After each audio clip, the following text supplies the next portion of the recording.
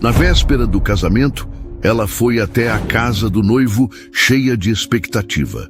Mas ao se aproximar da porta, ouviu uma conversa estranha entre ele e os pais, e quase gritou quando a verdade finalmente a atingiu.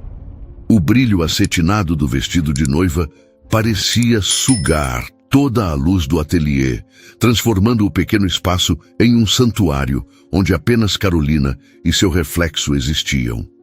Diante do espelho de moldura rococó, ela mal se reconhecia. A renda delicada, bordada com minúsculas pérolas, que pareciam lágrimas de alegria congeladas, abraçava seu corpo com uma perfeição quase divina. A saia, uma cascata de tule e seda, se espalhava pelo chão de madeira polida como a espuma de uma onda mansa, prometendo levá-la a um futuro tão grandioso quanto a sua cauda. Por um instante, a menina que um dia se enrolou nos lençóis brancos da mãe, sonhando com príncipes e castelos, ressurgiu em seus olhos. Aquele sonho, antes uma fantasia infantil sussurrada em noites de pijama, agora se materializava em Ipatinga, no coração de Minas Gerais, e o príncipe tinha nome e sobrenome: Rodrigo. Atrás dela, o reflexo de sua mãe, Dona Teresa, surgiu como uma aparição terna. Suas mãos, quentes e calejadas por uma vida de trabalho, tocaram os ombros da filha com uma reverência silenciosa antes de ajeitarem o véu, que flutuou como uma névoa sagrada ao redor de seu rosto. "Minha filha, você está ainda mais linda do que nos meus sonhos", sussurrou Dona Teresa, a voz embargada por um misto de orgulho avassalador e a melancolia doce de quem está prestes a entregar seu bem mais precioso. Um sorriso brotou nos lábios de Carolina, mas seus olhos não conseguiam se desviar da figura no espelho. Era a noiva do ano, a futura senhora de uma das famílias mais promissoras da região. Rodrigo, com seu sorriso fácil, sua ambição calculada e a aprovação incondicional de seus pais, era o genro que toda mãe pedia a Deus. Nos últimos 3 anos, ele fora a personificação da estabilidade, um porto seguro em meio às incertezas da vida. Nunca esquecia um aniversário, trazia orquídeas aos domingos e apertava a mão de seu pai com a firmeza de quem já se sentia parte da família. Para todos, ele era o par perfeito. Para Carolina, ele era o homem que havia prometido construir um império ao seu lado, um futuro onde a felicidade não era uma opção, mas uma certeza. Enquanto a costureira, de joelhos no chão, dava os últimos pontos na barra do vestido, Dona Teresa segurou as mãos da filha, seus dedos entrelaçando-se com os dela. "Amanhã, Ipatinga inteira vai parar para ver você passar. Será a noiva mais deslumbrante que esta cidade já viu", disse ela, os olhos brilhando com a visão não apenas do casamento, mas de toda uma linhagem de esperanças e sacrifícios que culminavam naquele momento. Carolina levou as mãos ao peito, sentindo o coração bater descompassado, uma orquestra frenética anunciando o início de uma nova vida. Ela se convenceu de que era apenas a euforia, a antecipação de um felizes para sempre que estava prestes a começar. No caminho de volta para casa, o carro deslizando pelas ruas familiares do Vale do Aço, elas repassaram a lista de tarefas pela última vez, um mantra para acalmar os nervos. O buffet impecável, as flores encomendadas de Olambra já a caminho. A orquestra com seu repertório clássico confirmadíssima. O clube, com capacidade para 300 convidados, estava sendo decorado desde a madrugada. Cada item era riscado do caderno de Dona Teresa com a precisão de uma general que planejou cada movimento da batalha. "E a lua de mel?", perguntou a mãe com um sorriso cúmplice, quebrando a formalidade. Carolina riu, um som um pouco mais alto do que o pretendido. Rodrigo havia feito questão de manter o destino em segredo. Algo inesquecível, ele prometera, e ela se agarrava a essa promessa como a um amuleto. Tudo estava perfeito, perfeito demais. A cidade já fervilhava com a notícia da união das famílias. Um evento que consolidaria não apenas o amor, mas também os negócios. Contudo, enquanto observava o contorno das montanhas se recortar contra o céu alaranjado do entardecer, uma ondulação de desassossego percorreu sua espinha. Nenhum imprevisto, nenhuma falha, em meses de planejamento exaustivo. E ainda assim, suas mãos, escondidas no colo, tremiam levemente. Perfeito demais para ser verdade. Uma voz traiçoeira sussurrou em sua mente. Ela sacudiu a cabeça, forçando outra risada para espantar o mau agouro. Toda noiva fica nervosa, mãe, disse em voz alta, mais para si mesma do que para Dona Teresa, ignorando a pequena chama de gelo que se acendera em seu peito e se recusava a apagar. Amanhã seria o dia mais feliz de sua vida, e ela precisava desesperadamente acreditar nisso. Em casa, o vestido foi pendurado como uma relíquia sagrada no armário, seu tecido farfalhando como um segredo. Carolina o tocou uma última vez, antes de fechar a porta, como se aquele gesto pudesse selar seu destino. Sua mãe a esperava no quarto, dobrando as peças do enxoval no baú de madeira de lei que fora de sua avó. Carol, começou Dona Teresa, a voz suave, mas carregada de uma seriedade inesperada. Você está mesmo pronta para a vida de casada? A pergunta a pegou de surpresa. Ela riu, um som frágil e rápido. Claro, mãe, Rodrigo e eu já conversamos sobre tudo. Queremos ter filhos logo. Vamos morar no apartamento dele até comprarmos nossa casa na serra. Vai dar tudo certo. Dona Teresa assentiu, o rosto se suavizando em um sorriso satisfeito. Ela então a lembrou do que seu pai havia preparado.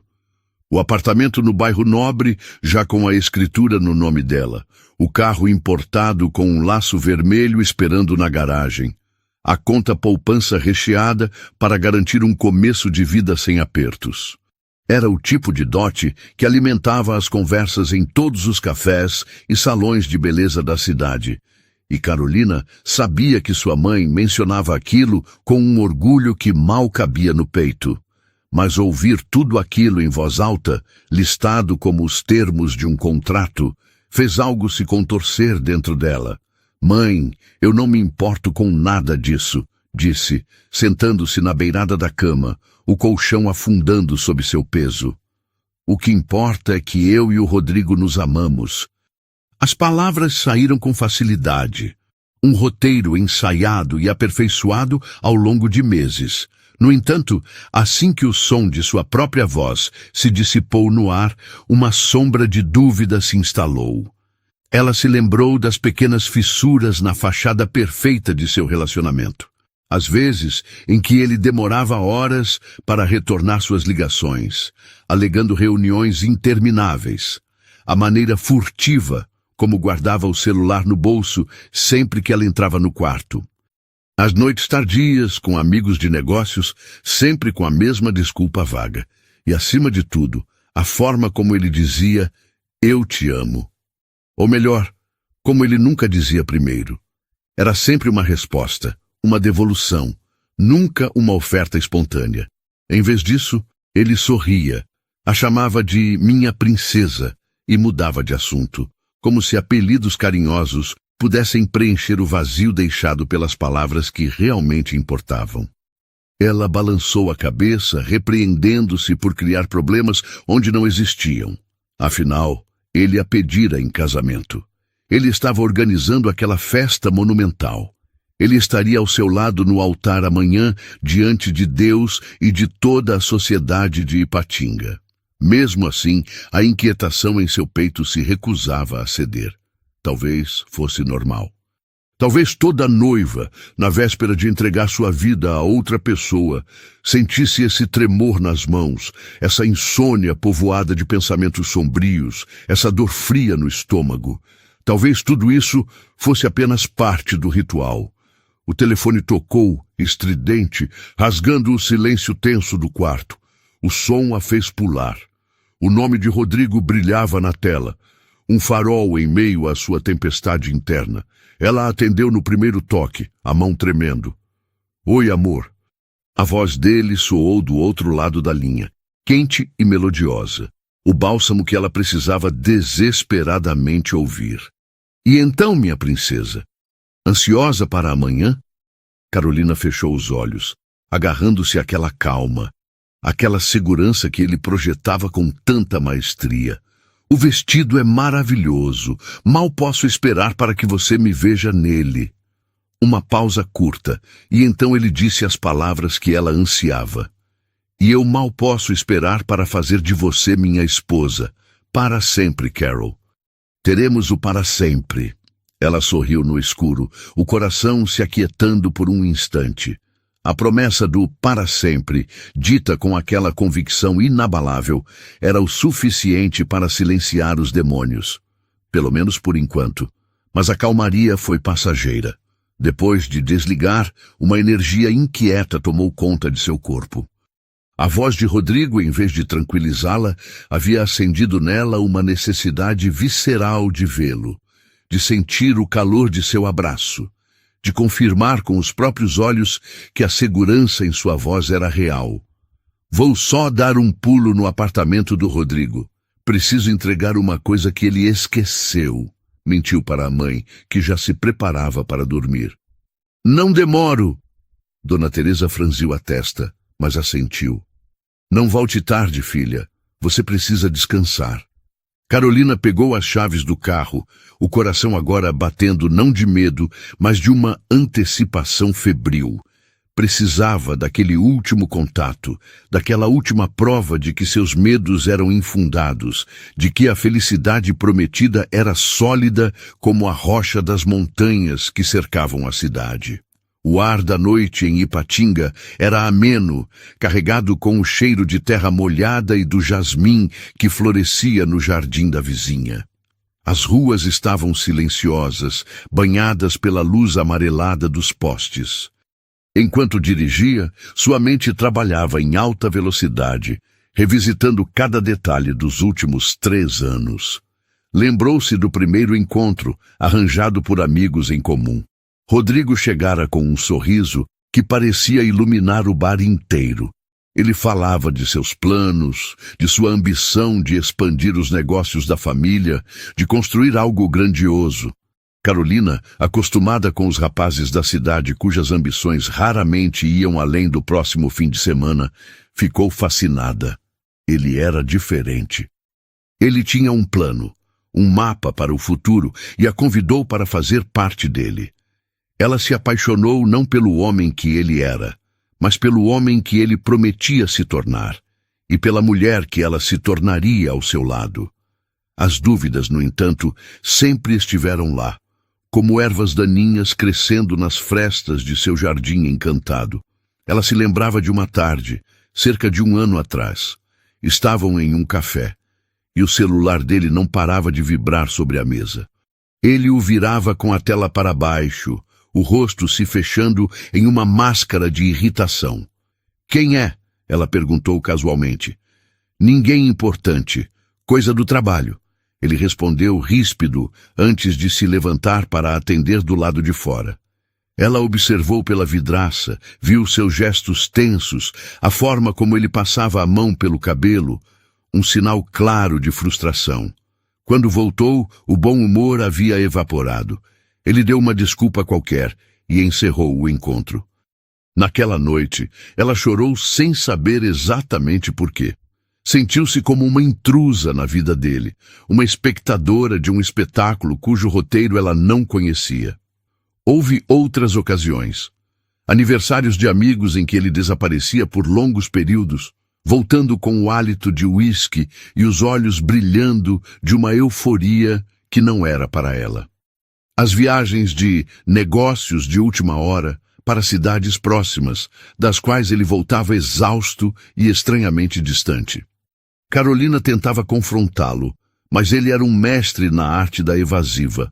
Transformava a preocupação dela em ciúme possessivo, a intuição dela em paranoia feminina.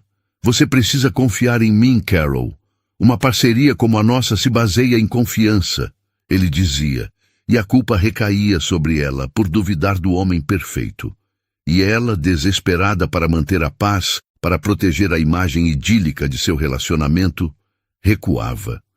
Aceitava as desculpas, engolia as dúvidas e se esforçava para ser a noiva compreensiva e confiante que ele e sua família esperavam que ela fosse. O prédio de Rodrigo surgiu na esquina, um edifício moderno de tijolos aparentes e varandas de vidro. O gato de uma moradora idosa dormia no parapeito da janela do térreo, uma imagem de tranquilidade que contrastava violentamente com a turbulência em seu peito. Ela estacionou o carro, o motor morrendo em um suspiro, e subiu as escadas correndo, os saltos ecoando no silêncio da madrugada. A ansiedade agora era uma bola de fogo em sua garganta. Ela precisava que ele a abraçasse e dissesse que tudo ficaria bem, que todas as suas suspeitas eram fantasmas de uma mente cansada. Ergueu a mão para bater na porta de madeira escura, o número 302 em latão polido, brilhando sob a luz do corredor. Mas antes que seus dedos tocassem a superfície, a voz dele atravessou a madeira, clara e inconfundível. Mãe, já conversamos sobre isso. Pare de se preocupar, vai dar tudo certo. Carolina congelou, a mão pairando no ar. A voz dele era calma, controlada, o mesmo tom que ele usava para acalmar um cliente insatisfeito ou para garantir um negócio lucrativo. Não era a voz do noivo apaixonado que falara com ela ao telefone minutos antes. A voz da mãe dele, Dona Elvira, respondeu, trêmula e aguda. Rodrigo, meu filho, você tem certeza disso? Certeza sobre a Carolina? O coração de Carolina parou. Ela esperou a defesa inflamada, a declaração de amor incondicional, a repreensão pela dúvida. Em vez disso, o que veio foi uma risada. Uma risada baixa, debochada, que fez o sangue de Carolina gelar nas veias. Mãe, eu já te disse 1000 vezes. A Carol é ótima. É como uma irmã para mim. Me acostumei com ela, com o jeito doce dela. É uma boa menina. Irmã. A palavra a atingiu como um soco no estômago, arrancando todo o ar de seus pulmões. A boca ficou seca, o mundo começou a girar lentamente. Ela se agarrou ao corrimão de metal frio, as unhas cravando na pintura, desesperada por um ponto de apoio, enquanto seu universo desmoronava. Mas ela não se moveu. Ficou ali paralisada, uma estátua de dor, precisando ouvir o resto, precisando que ele se corrigisse, que dissesse que era uma brincadeira de mau gosto. Mas você a ama, meu filho. Você a ama de verdade, insistiu a mãe, a voz carregada de uma súplica final. A resposta de Rodrigo foi outra risada, desta vez mais alta, mais cruel, um som que quebrou algo fundamental dentro de Carolina. Amor, mãe, por favor, amor é coisa de novela, de filme de Hollywood. Na vida real, a gente tem que ser inteligente. Você viu o que os pais dela estão nos dando? O apartamento no Horto, o carro novo, a conta bancária que vai financiar a expansão da empresa. E as conexões do pai dela na prefeitura? Isso não tem preço. Esse casamento é um negócio, mãe. É segurança, não romance. O mundo inclinou-se perigosamente. Cada sorriso terno, cada promessa sussurrada, cada vez que ele afastou uma mecha de cabelo de seu rosto, tudo se estilhaçou, revelando a farsa por trás do vidro barato.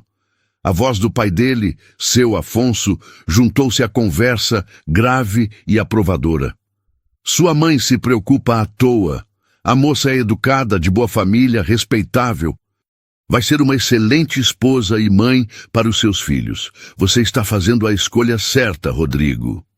O golpe final veio com as palavras seguintes de Rodrigo, ditas em um tom mais baixo, quase confidencial, mas ainda perfeitamente audíveis através da porta fina.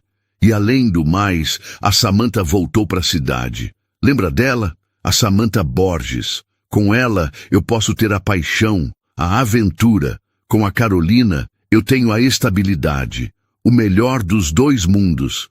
Samantha. O nome explodiu em seus ouvidos como uma granada.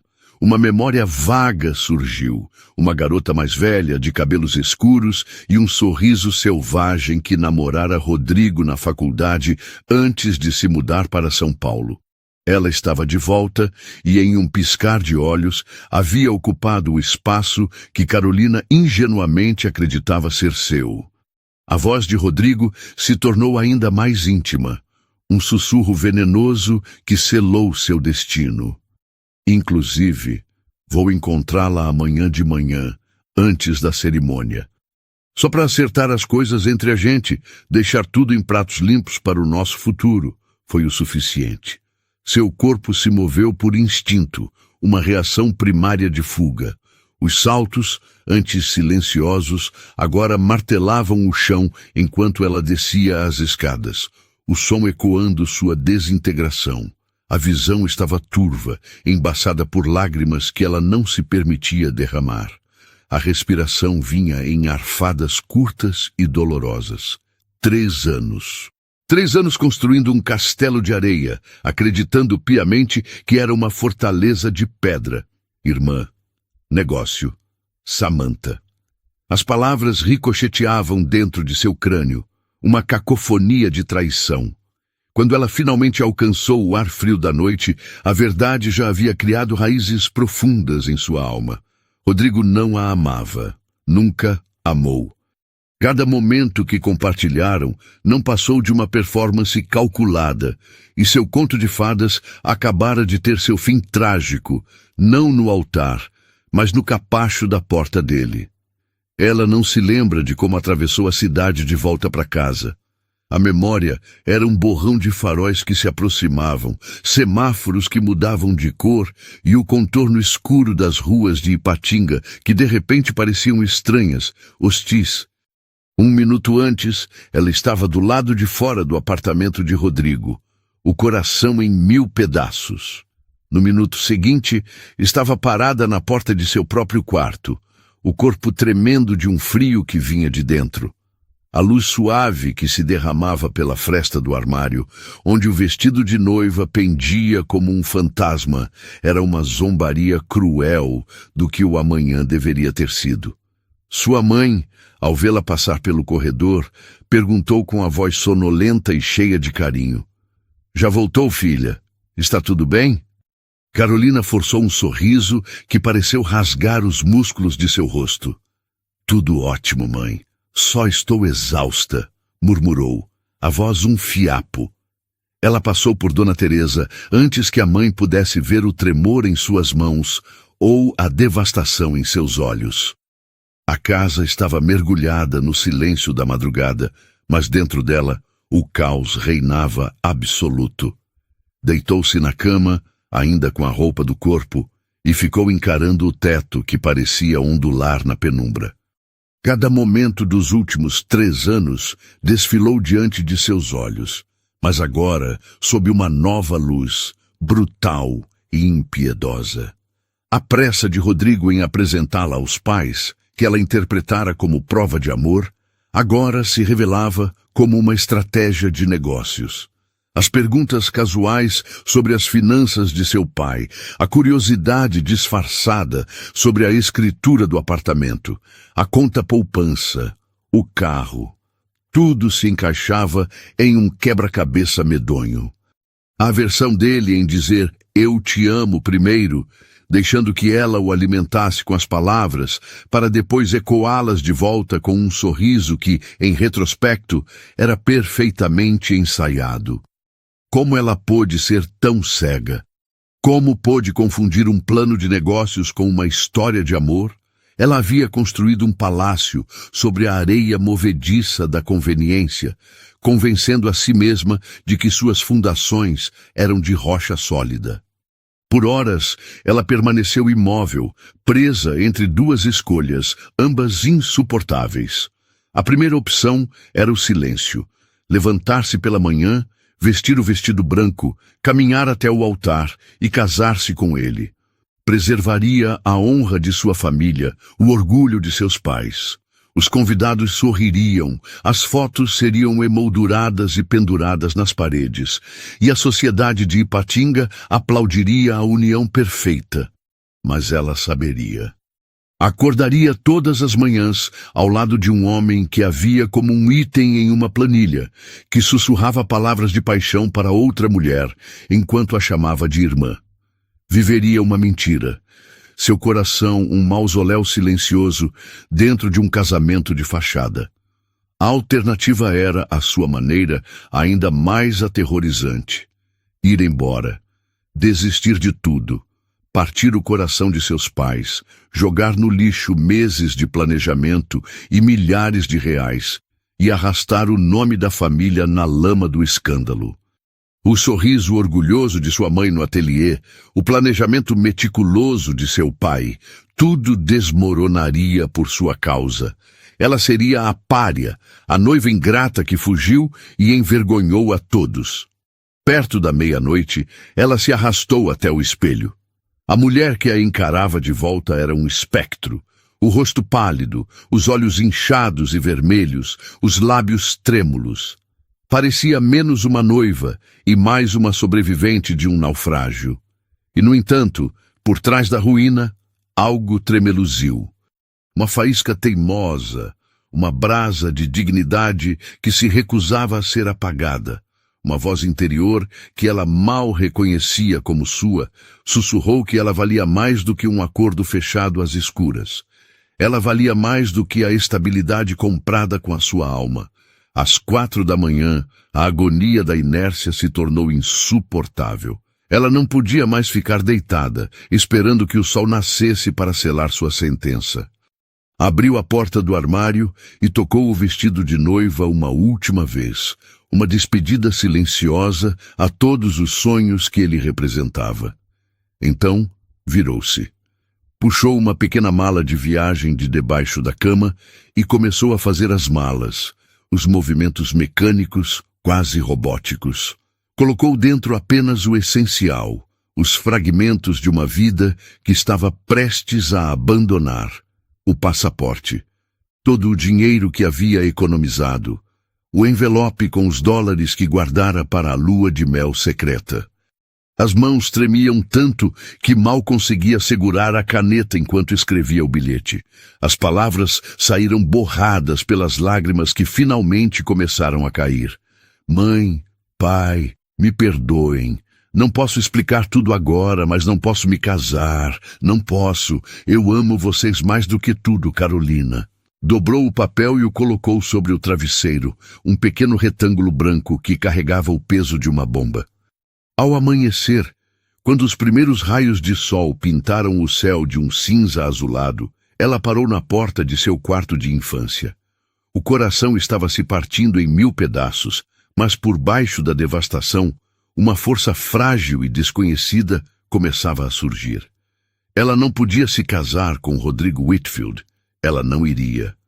O céu ainda estava manchado com as últimas sombras da noite quando ela deslizou pela porta da frente. Seus sapatos mal sussurravam nos degraus da varanda enquanto carregava a pequena mala, que parecia mais pesada a cada passo. Atrás dela, a casa dormia em silêncio. Seus pais sonhavam com uma filha caminhando em direção ao altar, não com uma fugitiva desaparecendo na madrugada. As ruas de Ipatinga estavam quase desertas. Um caminhão de lixo passou, seu barulho quebrando a quietude. Ao longe, o sino de uma igreja marcou 6 horas. 6 horas da manhã do dia de seu casamento. Ela manteve os olhos fixos à frente, agarrando a alça da mala como se fosse a única âncora que lhe restava no mundo.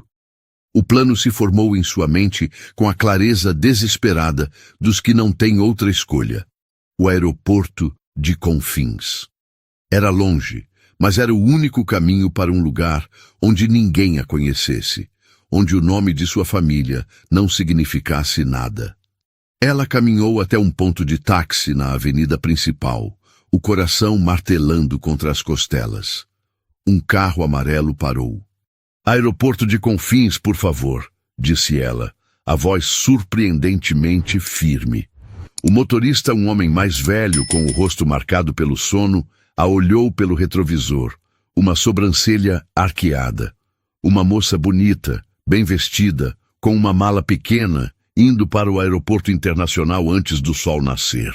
Ele devia estar se perguntando qual era a história dela, mas, para seu alívio, não fez perguntas. A viagem de quase 3 horas foi um borrão de estradas sinuosas, cidades adormecidas e a paisagem do interior de Minas se desdobrando pela janela. A cada quilômetro, a distância física de Ipatinga aumentava, mas a culpa a seguia como uma sombra. Imaginava a cena que se desenrolaria em poucas horas, sua mãe entrando em seu quarto com uma xícara de chá, encontrando a cama vazia e o bilhete. O pânico, a incredulidade, a dor. Seu pai tentando ser forte, fazendo ligações, o rosto uma máscara de fúria e preocupação. E Rodrigo, o que ele faria? Provavelmente representaria o papel do noivo abandonado e de coração partido, colhendo a simpatia de todos enquanto secretamente se sentia aliviado. O aeroporto de Confins cheirava a café e querosene. As luzes fluorescentes zumbiam sobre sua cabeça enquanto ela caminhava até o guichê de uma companhia aérea, o painel de voos piscando com destinos que pareciam de outro mundo. Um bilhete só de ida para o Rio de Janeiro, por favor. O próximo voo. A atendente, com um sorriso profissional, digitou rapidamente. Temos um embarcando em 1 hora. Carolina pagou em dinheiro, o bolo de notas parecendo queimar em suas mãos. Com o cartão de embarque em mãos, ela se sentou em uma das cadeiras de plástico duro, a mala aos seus pés. O terminal estava começando a encher, um fluxo constante de pessoas indo e vindo, cada uma com sua própria história, sua própria jornada. Ninguém ali sabia que ela era uma noiva em fuga. Ali, ela era anônima. A 1 hora de distância, em Ipatinga, o dia do casamento estava começando. Os fornecedores estariam chegando ao clube, as flores sendo arrumadas, o bolo de 5 andares sendo posicionado. Os convidados estariam começando a se arrumar, escolhendo suas melhores roupas, ansiosos pela festa do ano. E Rodrigo estaria se encontrando com Samantha, acertando as coisas, antes de ir para o altar com outra. O pensamento a encheu de uma náusea amarga. Ela pegou o celular, os dedos tremendo. Precisava avisar alguém, deixar uma pista de que estava viva, de que não havia sido sequestrada ou sofrido um acidente. Ligou para sua melhor amiga, Mariana, que atendeu com a voz grogue de sono. Carol? O que foi? Aconteceu alguma coisa? A voz dela era um lembrete doloroso do mundo que estava deixando para trás. Mari, não vai ter casamento, disse Carolina, as palavras saindo apressadas. Por favor, escute. Diga aos meus pais que estou bem, que estou segura, mas que eu não podia me casar com o Rodrigo. Eu não podia. Houve uma pausa chocada do outro lado da linha. Carolina, do que você está falando? Onde você está? Eu não posso explicar agora. Só garanta que eles saibam que estou viva. E me desculpe por te meter nisso. Ela desligou antes que as perguntas de Mariana pudessem prendê-la, antes que a culpa a fizesse vacilar. A chamada para o embarque soou pelos alto-falantes. Carolina se levantou, as pernas bambas. Cada passo em direção ao portão de embarque era um passo para longe de tudo o que conhecia. A culpa era uma onda esmagadora. As lágrimas de sua mãe, a fúria de seu pai, a vergonha que eles sentiriam quando os convidados chegassem a um altar vazio. Eles lhe deram tudo a vida inteira, e era assim que ela os retribuía, correndo, destruindo o dia que eles haviam construído com tanto cuidado e amor. Mas outra voz, mais firme e mais forte, ergueu-se dentro dela. Como ela poderia ficar? Como poderia jurar amor eterno a um homem que a via como uma transação comercial? Casar-se com Rodrigo teria sido a maior das traições, não apenas a si mesma, mas a família que a criou para valorizar a honestidade e o respeito. Quando as portas do avião se abriram, ela subiu a bordo, o peito apertado de medo. Encontrou seu assento na janela e pressionou a testa contra o vidro frio. Enquanto o avião taxiava pela pista e finalmente decolava, Ipatinga se tornou um emaranhado de luzes distantes, encolhendo até desaparecer. Sua imagem refletida no vidro a encarava. Uma noiva em fuga, sem nenhum plano além do próximo nascer do sol. Ela estava apavorada com a solidão, com a incerteza, com a possibilidade de ser engolida por uma cidade que não conhecia seu nome. Mas por baixo do medo, havia algo mais resistente, quase desafiador. Ela havia escolhido a verdade em vez da mentira. O que quer que a esperasse no Rio de Janeiro, pelo menos seria real. O avião desceu sobre o Rio de Janeiro como um pássaro gigante, e pela janela, Carolina viu um cenário que parecia saído de um cartão postal.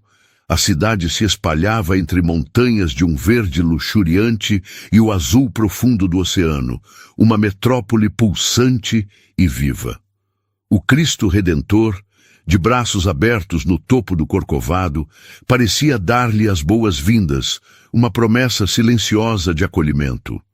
Quando as rodas do avião tocaram o solo, um tremor percorreu a aeronave, e Carolina sentiu como se sua própria vida estivesse finalmente aterrissando em um novo território, desconhecido e assustador, mas seu. O ar que a recebeu ao sair do aeroporto Santos Dumont era diferente de tudo o que conhecia. Era um ar pesado, úmido e salgado, carregado com o som de buzinas, o ritmo distante de um samba e 1 milhão de conversas sobrepostas. Era o cheiro e o som da vida em seu estado mais caótico e vibrante. Por um momento, o pânico a ameaçou. Ela estava completamente sozinha, uma forasteira com uma mala e um coração partido, no meio de uma das maiores cidades do mundo. Com o endereço de uma pensão, que encontrou em uma busca rápida na internet do aeroporto, ela pegou um táxi. O motorista, um carioca falante, apontava os pontos turísticos com um orgulho contagiante, mas Carolina mal conseguia registrar a beleza da Baía de Guanabara ou a imponência do Pão de Açúcar. Seus olhos viam, mas sua mente estava a quilômetros de distância em Ipatinga, imaginando o rescaldo da bomba que havia detonado. O celular, que ela mantivera desligado durante o voo, pesava em sua bolsa como uma granada. Ela sabia que, ao ligá-lo, seria inundada por uma avalanche de chamadas perdidas, mensagens furiosas e apelos desesperados. Decidiu que ainda não estava pronta. Precisava de um porto seguro primeiro, um lugar para respirar. A pensão ficava em uma rua tranquila de Copacabana, a poucas quadras da praia. Era um sobrado antigo, com a pintura um pouco descascada e vasos de samambaia pendurados na varanda. A dona, uma senhora chamada Dona Cida, com olhos gentis e um sorriso que parecia conhecer todas as dores do mundo, a recebeu sem fazer muitas perguntas. O quarto era minúsculo, com uma cama de solteiro, um armário embutido e uma janela que dava para um emaranhado de fios e os fundos de outros prédios. Não havia nada do luxo ou do conforto de sua vida anterior. Mas, ao fechar a porta, aquele pequeno espaço se tornou seu santuário. Era o primeiro lugar no mundo que era só dela, conquistado não por herança, mas por um ato de desespero e coragem. A primeira noite no Rio foi um borrão de exaustão e ansiedade. Ela deitou na cama estreita, o som da cidade entrando pela janela aberta, e chorou. Chorou pela dor da traição, pela perda do futuro que havia planejado, mas, acima de tudo, chorou pela dor que sabia ter causado a seus pais. A imagem do rosto de sua mãe, desfeito em lágrimas, e de seu pai, com sua dignidade ferida, a assombrava. A culpa era um peso físico, uma âncora que ameaçava afogá-la. Mas quando o sol da manhã filtrou-se pela janela, trazendo consigo o barulho da cidade despertando, algo mudou. A autopiedade deu lugar a uma determinação fria. Ela não havia fugido para se afogar em um mar de lágrimas. Ela havia fugido para sobreviver. E para sobreviver precisava de um plano. O primeiro passo era trabalho. O dinheiro que trouxera, que parecera uma fortuna em Ipatinga, encolhia a cada hora no Rio de Janeiro. O aluguel da pensão, a comida, o transporte, tudo era exponencialmente mais caro. O trabalho que fizera no escritório de seu pai, atender telefones, organizar arquivos, servir café, parecia uma piada no currículo. Era um emprego que lhe fora dado, não conquistado. Aqui, naquela selva de pedra, ninguém se importaria com o sobrenome de seu pai. Ela era apenas mais uma, sem experiência, sem contatos, sem um diploma que a diferenciasse. Com um jornal comprado na banca da esquina, ela começou a circular anúncios de emprego. Recepcionista, vendedora, auxiliar de escritório. Cada anúncio parecia exigir uma experiência que ela não tinha ou habilidades que mal possuía. A realidade a atingiu com a força de uma onda. Pela primeira vez na vida, ela estava enfrentando o mundo sem uma rede de segurança. Os primeiros dias foram uma sucessão de pequenas humilhações. Em uma entrevista para vender de hora em uma loja de shopping, a gerente a olhou de cima a baixo e disse que ela não tinha o perfil. Em outra, para uma vaga de recepcionista em um consultório médico, o dentista foi simpático, mas disse que precisava de alguém com experiência em sistemas de agendamento. A cada não, um pedaço de sua confiança se esvaía. Ela começou a se sentir como uma impostora, uma menina mimada brincando de ser adulta, e a tentação de ligar para casa, de pedir perdão e voltar para a segurança de sua antiga vida era imensa. Mas então ela se lembrava da risada de Rodrigo, da palavra irmã, da menção a Samantha. E a raiva, uma raiva justa e purificadora, lhe dava forças para continuar. Ela não voltaria para aquela gaiola dourada. Preferia a fome à humilhação de viver uma mentira. Foi em uma tarde quente, depois de mais uma entrevista frustrada, que ela se permitiu um pequeno luxo. Sentou-se em um quiosque na praia de Copacabana e pediu uma água de coco. Observou o movimento. Os turistas com suas peles queimadas de sol, os vendedores ambulantes com seus pregões cantados, os corpos esculpidos jogando futevôlei. Todos pareciam pertencer àquele lugar, enquanto ela era uma espectadora, invisível. Foi então que seu olhar caiu sobre um panfleto amassado na mesa ao lado. Aprenda português para estrangeiros, aulas intensivas, turmas pequenas, escola de idiomas Viva Brasil.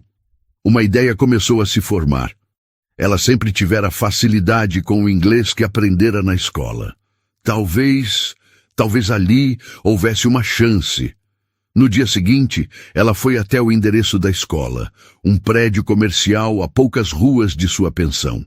O ambiente era vibrante, cheio de sotaques diferentes. Gringos de todas as partes do mundo se misturavam nos corredores, tentando se comunicar em um português hesitante. Na recepção, uma moça de aparência sobrecarregada tentava atender o telefone, responder a um aluno sueco e encontrar um livro para uma aluna japonesa, tudo ao mesmo tempo. Carolina esperou pacientemente. Quando finalmente chegou sua vez, ela perguntou se havia alguma vaga de trabalho. A moça, chamada Lúcia, a olhou com olhos cansados. "Você fala inglês?" perguntou. "Sim, falo fluentemente", respondeu Carolina com mais confiança do que sentia. "E tem paciência? Muita paciência?" Lúcia insistiu. Carolina pensou em sua vida até aquele momento, em tudo o que havia suportado em silêncio. "Acho que sim", respondeu com um pequeno sorriso. Lúcia a levou até a sala do diretor, um argentino expatriado chamado Ricardo, que parecia tão caótico quanto a escola que administrava. Ele a entrevistou em um portunhol rápido, fazendo perguntas sobre sua vida, sua experiência. Carolina foi honesta. Disse que tinha pouca experiência profissional, mas que aprendia rápido e precisava desesperadamente de uma oportunidade. Algo em sua sinceridade, ou talvez em seu desespero, pareceu tocar Ricardo. "Olha, a Lúcia está sobrecarregada. Preciso de alguém para o turno da tarde, para atender os alunos, organizar as matrículas, apagar os incêndios. O salário é baixo para começar. É um trabalho de doido, você topa? Carolina sentiu uma onda de alívio tão intensa que quase chorou. Sim, topo, com certeza. Começou na segunda-feira seguinte. O trabalho era exatamente como Ricardo descrevera. Um caos organizado. Ela tinha que lidar com alunos que não entendiam as contas, professores que perdiam seus materiais, turistas que queriam saber onde era o melhor samba da cidade e o telefone que não parava de tocar. Nos primeiros dias, ela chegava em casa exausta, a cabeça doendo com o esforço de pensar em duas línguas e sorrir quando tudo o que queria era gritar. Mas aos poucos, ela começou a pegar o jeito. Aprendeu a navegar pelo sistema de matrículas, a acalmar alunos frustrados com o subjuntivo e a dar dicas sobre a cidade com a confiança de uma nativa. O ambiente multicultural era fascinante. Ela ouvia histórias de pessoas que haviam largado tudo em seus países para viver uma aventura no Brasil. Pessoas que, como ela, estavam recomeçando. Pela primeira vez, ela não se sentia tão sozinha em sua jornada. Uma tarde, um mês depois de ter começado, ela estava fechando a escola quando o telefone tocou. Era um número de Ipatinga. Seu coração deu um salto. Era Rodrigo. A voz dele era um misto de raiva e súplica. Carolina, pelo amor de Deus, onde você se meteu? Você tem noção do que você fez? Da vergonha que me fez passar? Ela ouviu o discurso dele em silêncio, a mão segurando o telefone com força. Ele falou sobre a humilhação, sobre os convidados, sobre a reputação dele e da família dela. Em nenhum momento ele perguntou se ela estava bem. Em nenhum momento ele pediu desculpas. Quando ele finalmente fez uma pausa para respirar, ela disse, a voz fria e calma como o aço, eu sei exatamente o que eu fiz, Rodrigo, e sei por que fiz. Eu ouvi tudo. Houve um silêncio mortal do outro lado da linha. Ouviu o quê? Ele gaguejou. Ouvi sua conversa com seus pais, sobre mim, sobre o nosso casamento ser um negócio, sobre a Samantha. O silêncio que se seguiu foi a confissão mais eloquente que ele poderia ter feito. Passar bem, Rodrigo, disse ela, e desligou o telefone. Ao colocar o aparelho no gancho, ela não sentiu dor, nem tristeza. Sentiu apenas uma imensa e libertadora leveza. O último fio que aprendia ao passado acabara de ser cortado. Ela estava livre. Aos poucos, o Rio de Janeiro deixou de ser um lugar de exílio e começou a se tornar um lar. Ela se mudou da pensão para um pequeno apartamento conjugado em uma vila em Botafogo que decorou com móveis de segunda mão e muito carinho. Fez amizade com seus vizinhos, com os outros funcionários da escola, com os alunos. Nos fins de semana, explorava a cidade, caminhava pela orla, subia as trilhas da Floresta da Tijuca, descobria os bares e a vida cultural da Lapa. Ela estava descobrindo não apenas uma nova cidade, mas uma nova versão de si mesma. Uma versão que era mais forte, mais resiliente e infinitamente mais interessante do que a menina que quase se casou por conveniência. Ela estava aprendendo a se virar sozinha, a pagar suas próprias contas, a consertar um chuveiro queimado, a negociar com o mundo em seus próprios termos. E essa descoberta, essa força que brotava de dentro, era mais valiosa do que qualquer dote, qualquer apartamento no bairro nobre, qualquer carro importado. Era a sua independência, e ela a conquistara sozinha. A tentativa de Rodrigo de reatar o contato foi como uma pedra atirada em um lago. Causou uma ondulação momentânea, mas a superfície logo voltou à sua nova e serena normalidade. A conversa, se é que se podia chamar aquilo de conversa, não a abalou como ela temia. Pelo contrário, serviu como um ponto final definitivo, a assinatura no decreto de sua própria alforria. Ele tentou ligar mais algumas vezes nas semanas seguintes, os números de Ipatinga piscando na tela de seu celular como fantasmas insistentes. Ela os ignorava, deixando que as chamadas morressem no vazio. Cada toque não atendido, um pequeno ato de rebelião, um reforço de suas novas fronteiras.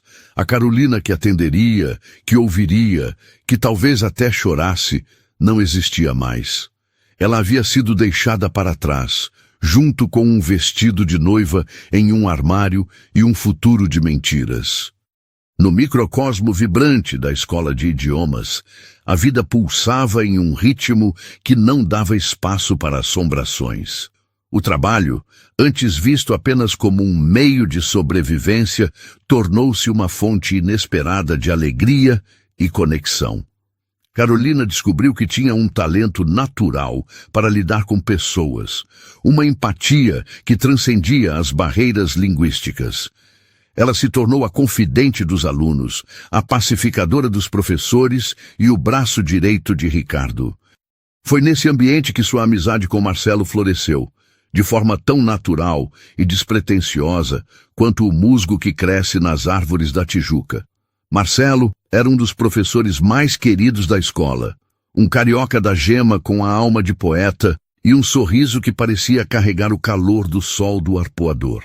Ele não tinha a ambição polida de Rodrigo, nem o verniz da alta sociedade. Em vez disso, possuía algo infinitamente mais valioso, uma autenticidade desarmante. A amizade deles foi construída nos pequenos momentos, nas pausas para o café, quando ele contava histórias engraçadas sobre as gafes de seus alunos com o português. Nas sextas-feiras, depois do expediente, quando o grupo de professores se reunia em um bar na Lapa e ele dedilhava clássicos da bossa nova em seu violão, e nos dias caóticos, quando ele aparecia em sua mesa com um pão de queijo e um "você parece precisar disso". Marcelo nunca a pressionou para falar sobre seu passado.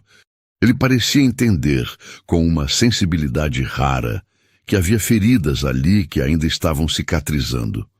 Ele via a força em seu olhar, a resiliência em seu sorriso, e a tratava não como uma donzela em perigo, mas como uma igual, uma mulher que estava bravamente reescrevendo sua própria história. Ele a apoiava sem segundas intenções, oferecendo uma amizade sólida e verdadeira, um tipo de relacionamento masculino que ela nunca havia conhecido. Com ele, não havia jogos, não havia máscaras. Havia apenas uma conexão genuína, que crescia a cada dia, silenciosa e forte. Um ano se passou. Um ano em que Carolina se transformou de fugitiva em residente, de sobrevivente em protagonista. O Rio de Janeiro, com seu caos e sua beleza, a havia adotado. O apartamento em Botafogo era seu refúgio, as amizades, sua nova família. Ela finalmente restabeleceu o contato com os pais. As primeiras conversas foram difíceis, repletas de mágoa e incompreensão.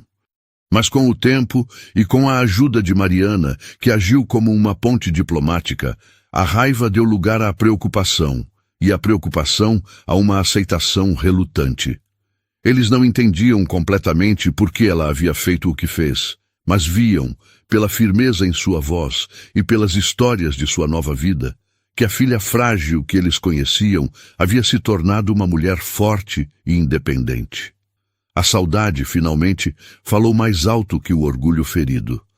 O convite para o aniversário de sua mãe foi o chamado que ela sabia que não podia mais ignorar. A ideia de voltar a Ipatinga a enchia de um nervosismo gelado. Voltar era confrontar os fantasmas, as fofocas, os olhares de pena e de julgamento. Mas ela também sabia que era necessário, não apenas por seus pais, mas por si mesma. Precisava fechar aquele círculo, provar para si mesma que o passado não tinha mais poder sobre ela. A viagem de ônibus, na direção oposta àquela que fizera um ano antes, foi uma jornada introspectiva. A paisagem familiar de Minas Gerais não lhe trazia mais a sensação de pertencimento, mas sim uma nostalgia distante, como olhar para uma fotografia antiga.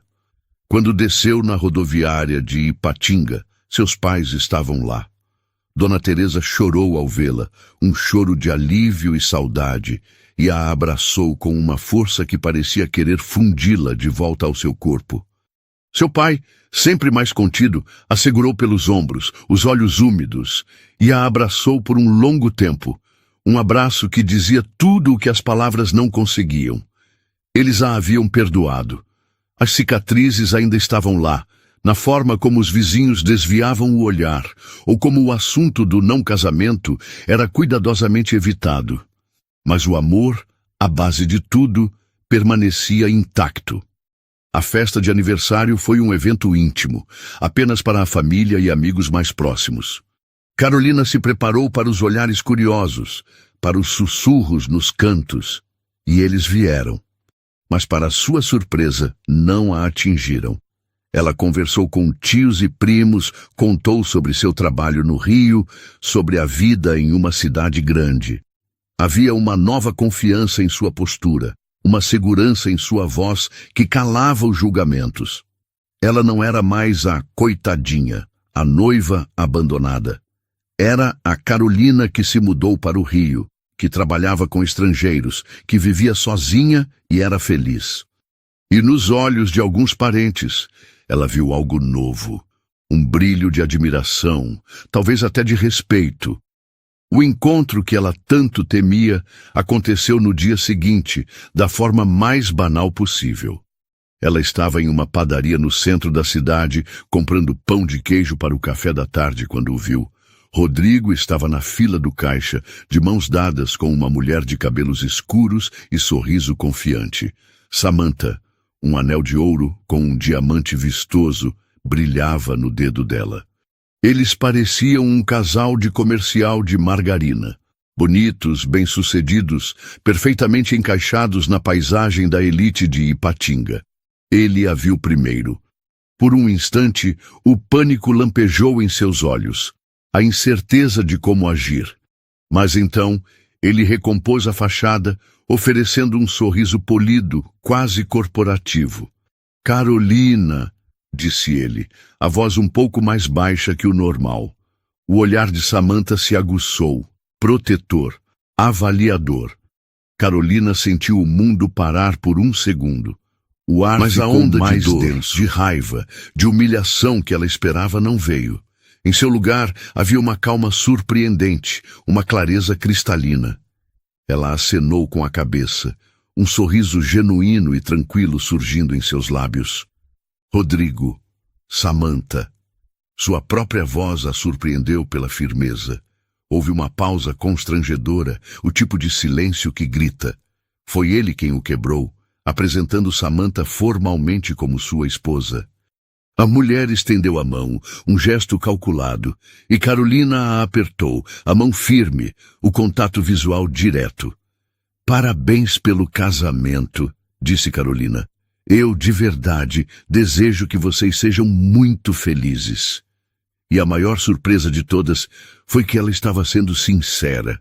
A amargura que carregara como um fardo por tanto tempo havia se dissolvido, transformada em aceitação.